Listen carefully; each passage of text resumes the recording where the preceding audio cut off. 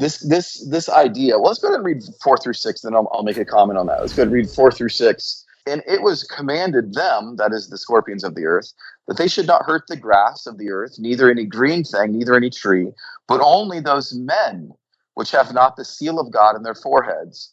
For it was given them that they should not kill, but that they should be tormented 5 months. And their torment was as the torment of a scorpion when he striketh a man. Verse 6. And in those days shall men seek death and shall not find it, and shall desire to die, and death shall flee from them. I thought this was interesting, Jimmy. I actually did a little bit of research on scorpions when I was teaching this before. And one of the fascinating things is that scorpions, one of their unique characteristics is that scorpions actually are known to eat their mates after mating. That's interesting to me. Why would that be significant? Why these scorpions are used? Well, all throughout the Old Covenant, the way that the Lord corrected Israel, because Israel was his bride, these are his people, and they turned on him. They committed adultery, so they're called harlots and whores all throughout the Old Covenant.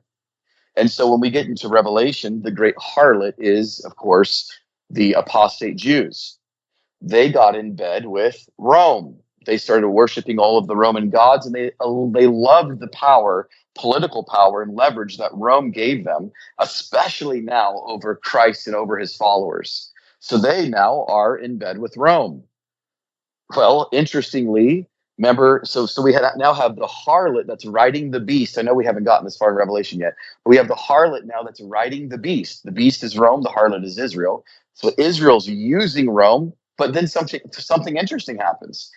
The harlot is pleased to be riding on the beast because the beast is devouring the Christians, is devouring who they want them to devour. But there's going to come a time where the beast is going to buck off the harlot and turn and consume the harlot, just like a scorpion does. Very interesting. Wow. And so this scorpion was given power for 5 months. Now, 5 months is interesting, and I'm not going to take the time to do that. I want this to be more of a Bible study, but I do think it's important for those of you who want to know. There was the very first opening siege of Jerusalem with Titus. In fact, I think Josephus, if I'm not mistaken, marks this as the beginning of the Roman-Jewish War. But it was an opening siege for 5 months, which is very interesting. I didn't look up the reference for that, but for those of you who care to do that, I just want to stick with mostly Bible. We can say some historical stuff, of course, but I just think our study would be so long if I brought in. Maybe what we can do, Jimmy, is after this, if we still have the energy, go back through and start adding all the historical documentation. But there's a 5-month period that Josephus marks as the beginning of this war. It sounds like you're maybe familiar with that a little bit. Yeah, I believe, if I remember right, it's been a little bit since I read it, but they had started surrounding the city, and for some reason the commander decided to pull back to go deal with something else, and then that's when they were able maybe to get out the Christians and those who saw that this was happening. It's like, here's the sign Jesus was talking about. Let's get out of here. Yeah.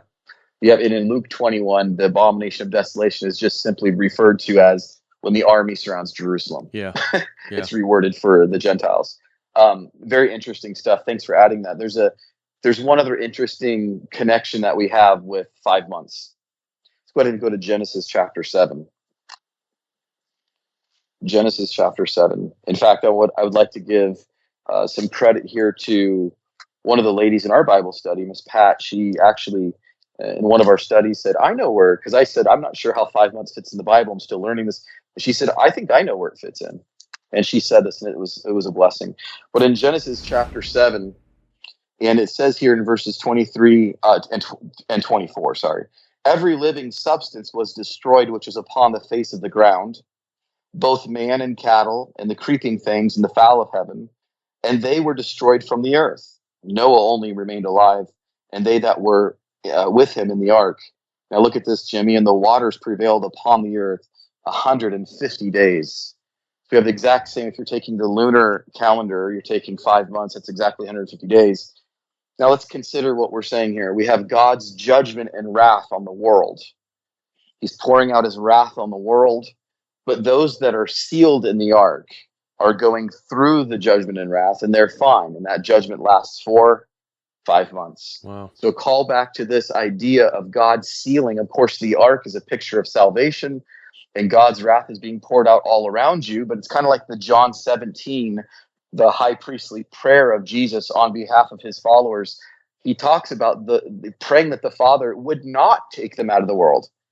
Our dispensationalist friends have to hear that. Jesus prayed that the Father would not take them out of the world and when tribulation comes, but that he would essentially insulate them or seal them to go through the wickedness on the earth. That's God's plan for us. This isn't escapism. This is to be strengthened by the grace of God. And so we see this connection with the 5 months, with certainly a callback to understanding Noah. Notice again also in verse number 5 that it was given them that they should not kill them, but that they should be tormented 5 months. Their torment was as the torment of a scorpion when he striketh a man. It's very, for those of you who are familiar with scorpions, of course they live in very hot areas. They can be also under rocks, and when they strike you, they can hurt so very much. But it's very, very rare, unless there's some sort of an allergic reaction. It's very rare to die from a scorpion strike, but they do hurt very badly. So this is kind of giving us the idea that in this opening siege, Israel was not destroyed in the siege, is what we're learning. And it was on men. It was not on when it talks about not attacking the trees and the grass and all that. What it's saying is this is a judgment from God, but it's not on product. It's not on environment. This is on people. So this is the first woe. Remember, the angel said, "Woe, woe, woe for the remaining 3, for the inhabitants of the earth." And so the first one is this scorpion idea for 5 months. You know, we've talked about this before, Jimmy, with the inkhorn. This is the inkhorn passage in Ezekiel chapter 9, where we read in verses 4 through 6 that these scorpions have the ability to hurt men, but you'll notice who it can't hurt. Look at who it can't hurt. It says at the end of verse 4, but only those men which have not the seal of God in their foreheads, the mark of the Father, as we would call this, the mark of the Father. We read this in our last video, so I'm not going to take the time to do it again. But in Ezekiel chapter 9, we have this beautiful illustration of God getting ready to destroy the inhabitants of Jerusalem. But we see an angel that's dressed in white linen, and he's carrying a giant inkhorn. And he's going and he's finding those that are in covenant with God, and he's putting a splotch of ink on their forehead. And those that have the inkhorn, or the seal, or the mark of God.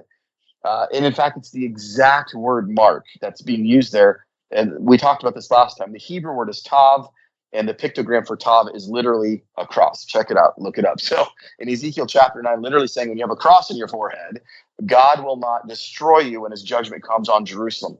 The exact same idea here in Revelation 9, that those that are sealed by the Father in their forehead are exempt from this. The inhabitants of hell that are allowed to come on the earth and have their way were not able to attack those that were sealed by the Father.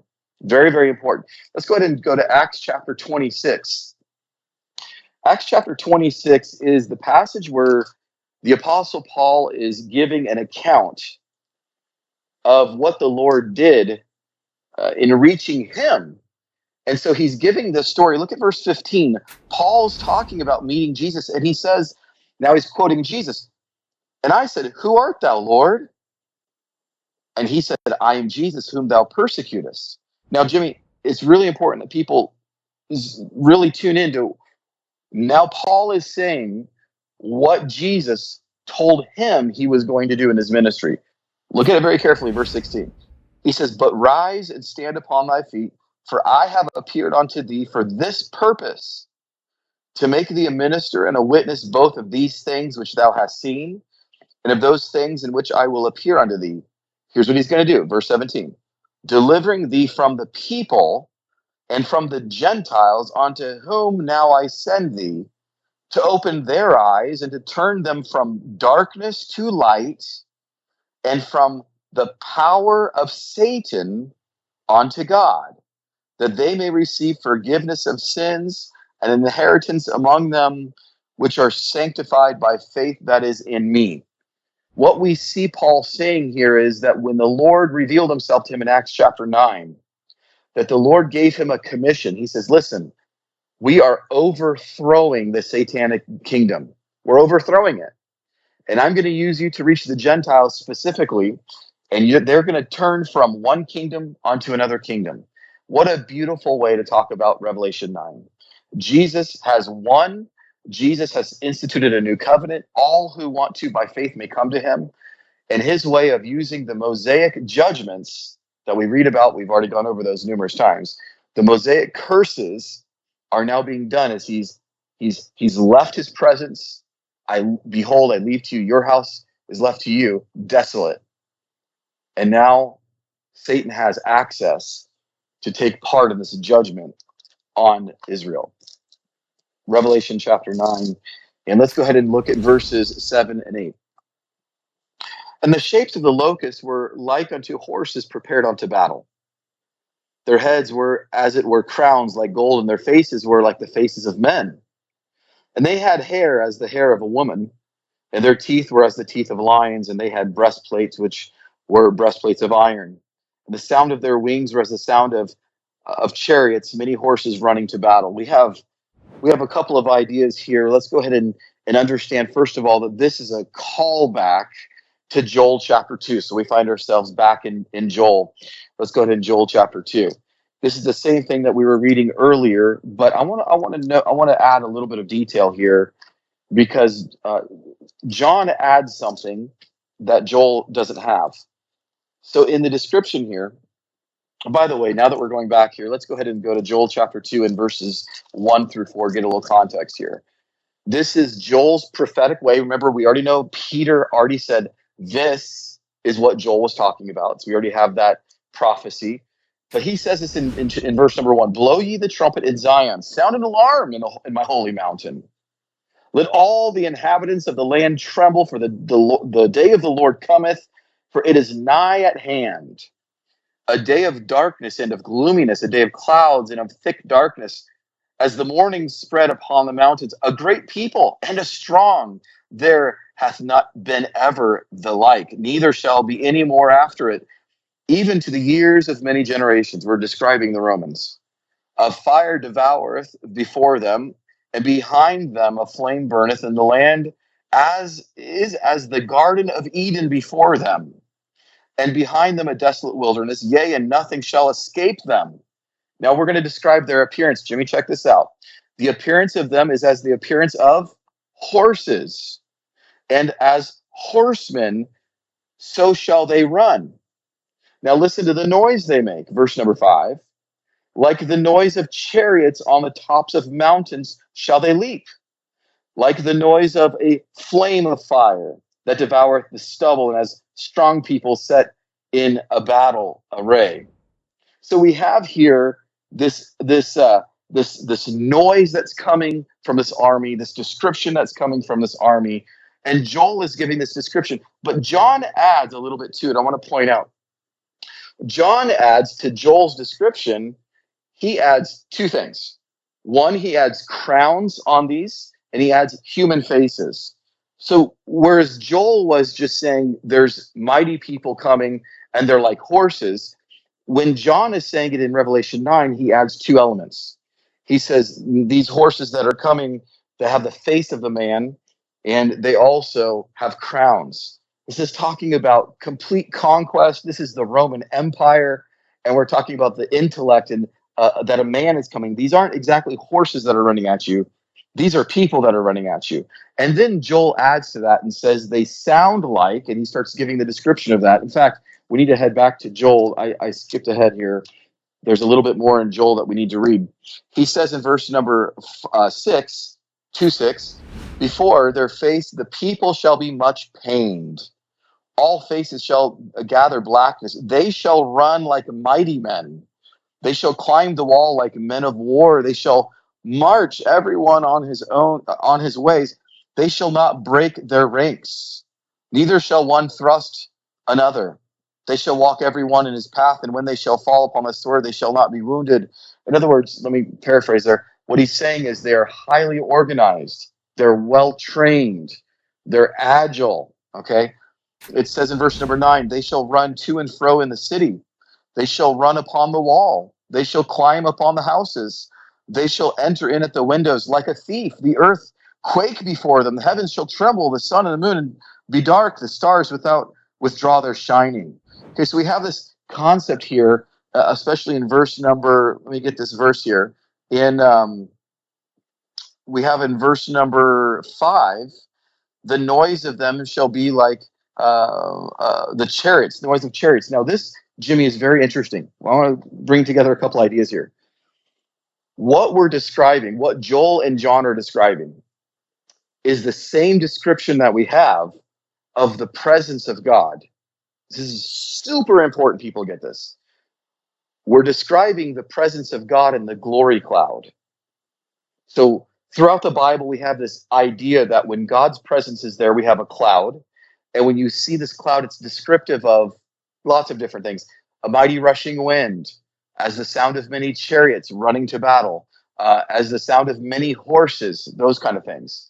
We're taking together all of these concepts. And what we're saying is, when God removed his presence from Jerusalem and he unplugged the demonic volcano that's coming up in the form of the Roman army, he has them on a leash just like he did Leviathan.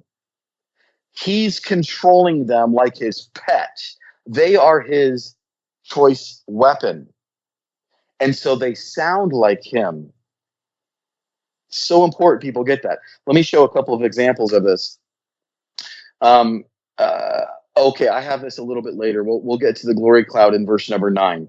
Let's look at, we already looked at Acts chapter 2 because we did that out of order. Let's look at verse number 9 and we'll get some glory cloud ideas. In Revelation 9, in verse number 9,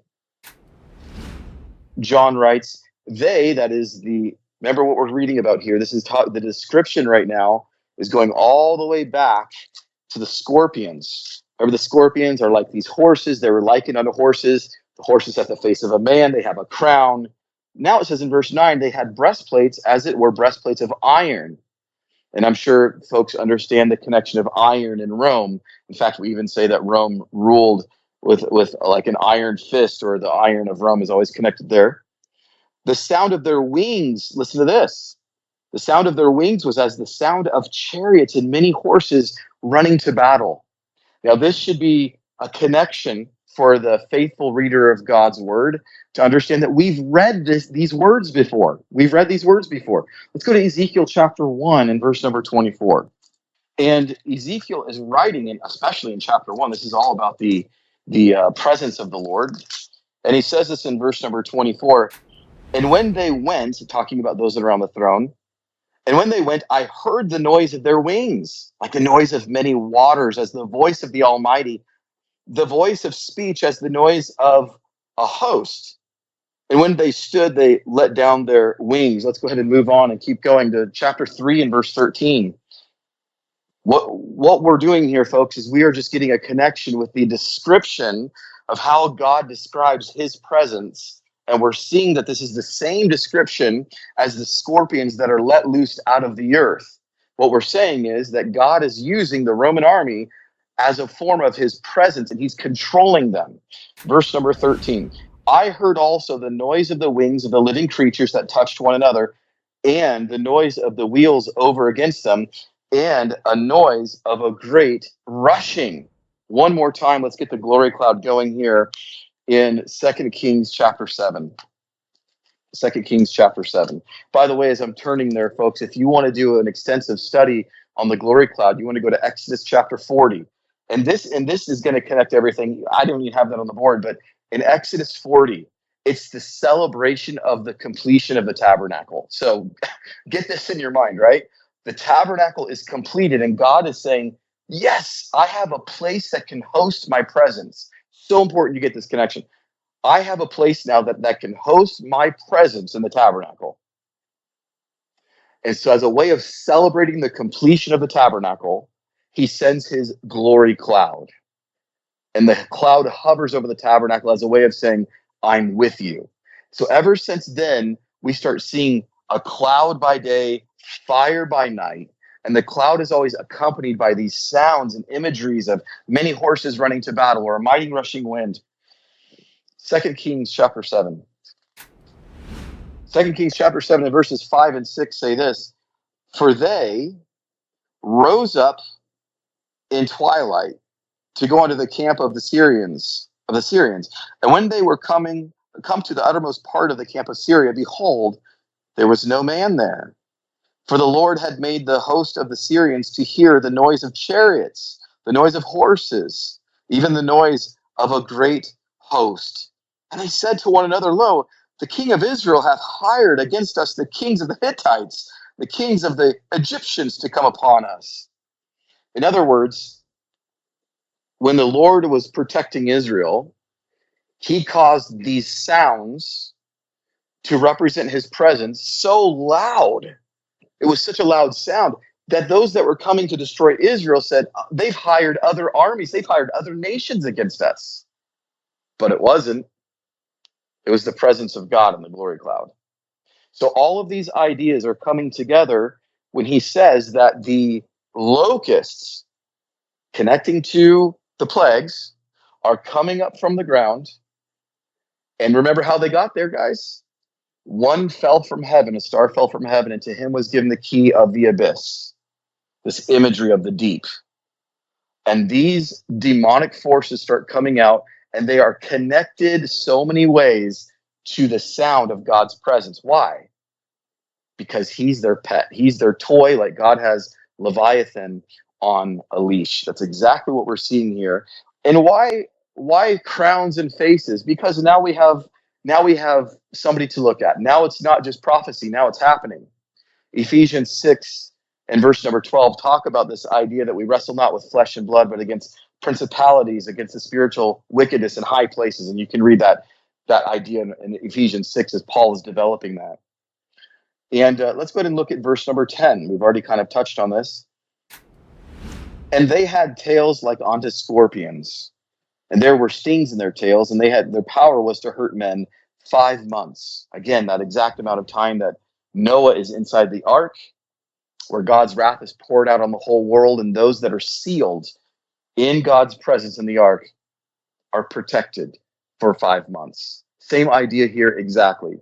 If you're in Christ Jesus, then you'll be obedient to him because he's giving you a new heart when you become saved. And he's told you how you can withstand this time. Can you imagine these scorpions, these Roman officials are coming through, and they're not hurting those that are sealed by the Father on the forehead. Verse number 11.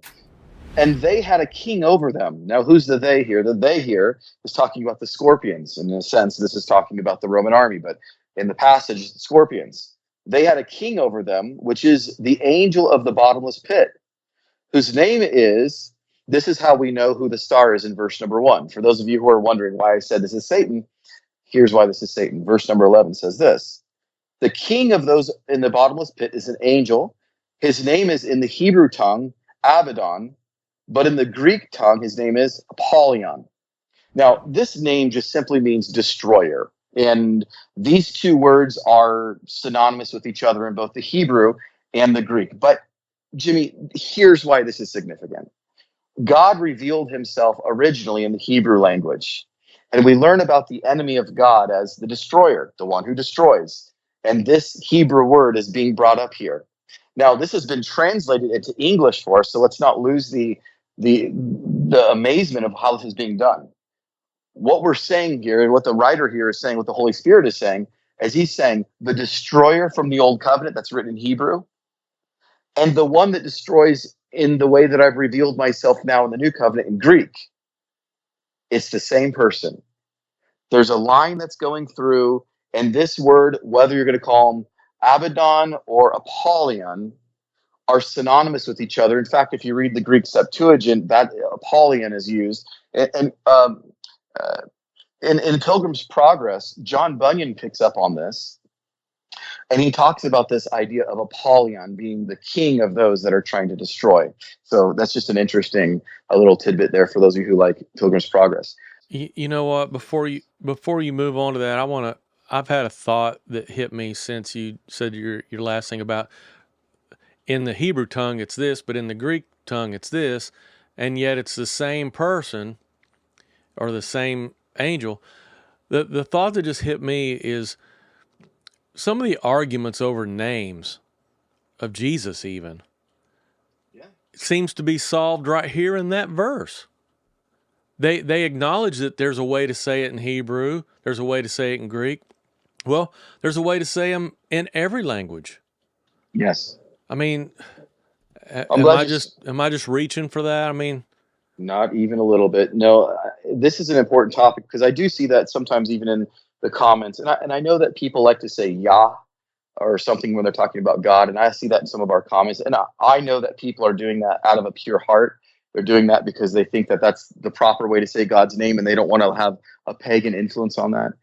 But folks, you don't have to do that. God decided to write the continued revelation for us to understand who he is in Greek because it was the language of the day, and he was transitioning from a Hebrew covenant to a Gentile covenant or a covenant of the people of the world. And so he introduced his name in the Greek.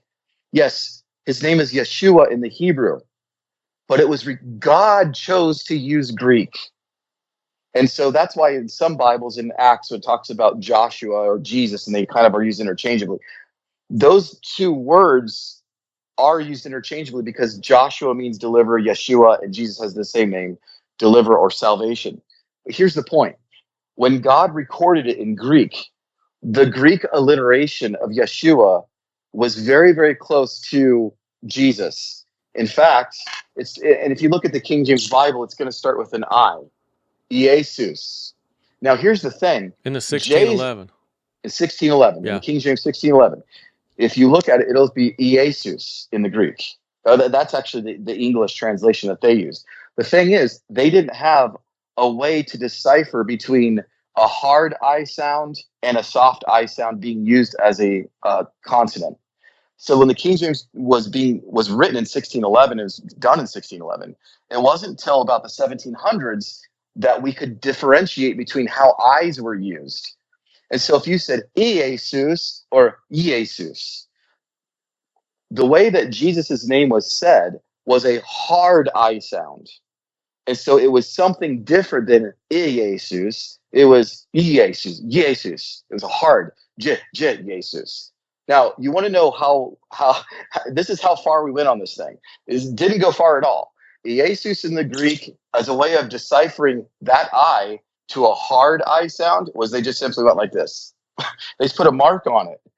And that mark lets you know how to pronounce it. So it was Jesus from the beginning, and it was Jesus is how we would read it, but it was a hard I sound. God revealed his son's name as Jesus. That's what God chose to do. Jesus then says, I am the Alpha and Omega. I am the Aleph and the Tav. I am the alphabet. It's me. It's all about me. We're going through in Psalm 119, going through the letters of the Hebrew alphabet at our church and understanding how Jesus is revealed through each Hebrew letter. And I'm telling you, folks, you don't have to go to a Hebrew pronunciation to praise the name of Jesus. He revealed his name as Jesus. This is so very important because we are not stuck in the old covenant. We are brought into the power and might of King Jesus as a universal king.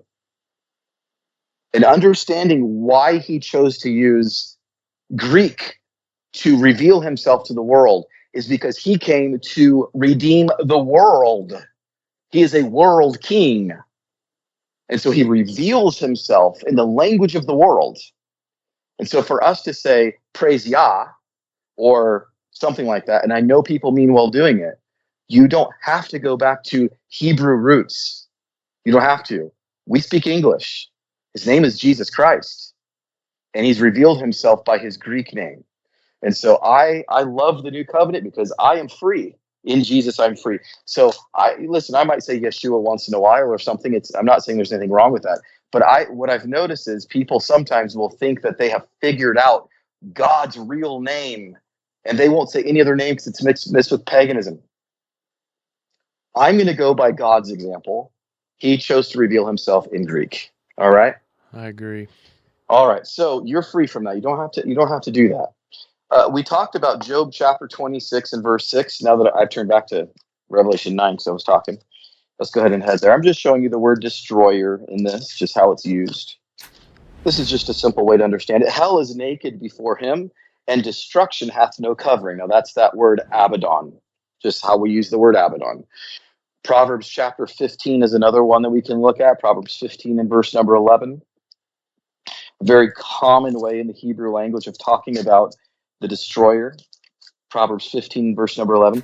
Hell and destruction, there's our word, are before the Lord. How much more than the hearts of the children of men? So that's our word Abaddon, is destruction, always coupled here with the place of the dead. Sheol, the grave. So we have the place of the dead, the result of sin and destruction in that. And we're giving Satan the name of destruction. He consumes what sin brings forth. Sin brings forth death. You're consumed by him because from his influence, from his trial and testing, sin entered the world through Adam, and death by sin. But that leaves us with this other word, Apollyon, the Greek version of Abaddon. Very interesting, and I won't push this point because I don't know, how far we can push this, but many that were in the first century that were worshiping the beast, they were worshiping the Roman Empire, they were worshiping the god Apollo. And Apollo, as you can hear, is a play on words with Apollyon. The first several letters are the same. And their worship of Apollyon, or Apollo, would be their way of bowing down and worshiping the beast. So we have this understanding that you can be either on the side of King Jesus or you can worship the Roman Empire. The choice is yours. If you like this video, hit that like and subscribe button, and check out the full episode by clicking the link below.